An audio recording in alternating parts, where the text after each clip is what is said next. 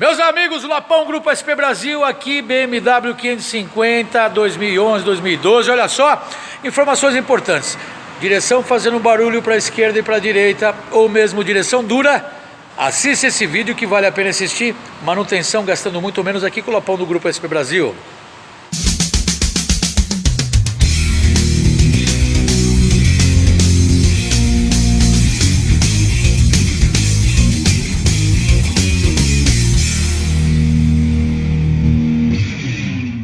São muitos carros que nós trabalhamos aqui no Grupo SP Brasil, claro, mas também somos especializados em direção elétrica, certo? No caso aqui a BMW, a outra aqui Q3 também com a direção dura, mas olha só, você que tem uma BM, chegou de manhã, abriu a porta do teu carro, dá licença, vamos entrar, ligou o veículo, certo? Ligou aqui tua BM, ela está produzindo aquele chiado virando para a esquerda, para a direita.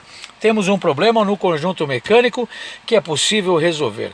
A direção ficou dura, pode contar com o Lopão, temos os melhores aparelhos para fazer um rastreamento, certo? Temos grandes parceiros também para fazer um grande trabalho. O que eu quero dizer para você é que você pode gastar muito menos do que você potencialmente poderia gastar, porque se levar numa BMW, no caso de uma caixa dessa aqui de uma BMW 550 é mais de 20 mil reais, muito mais, com certeza, fora o serviço, mão de obra, reprogramação, escaneamento, olha só, olha, fica muito caro.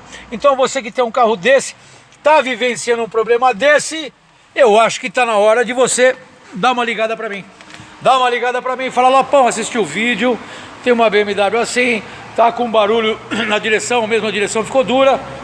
Vamos conversar, o diagnóstico é gratuito, tá certo? Se não puder ajudar a orientar também, eu vou orientar, é claro, da melhor forma.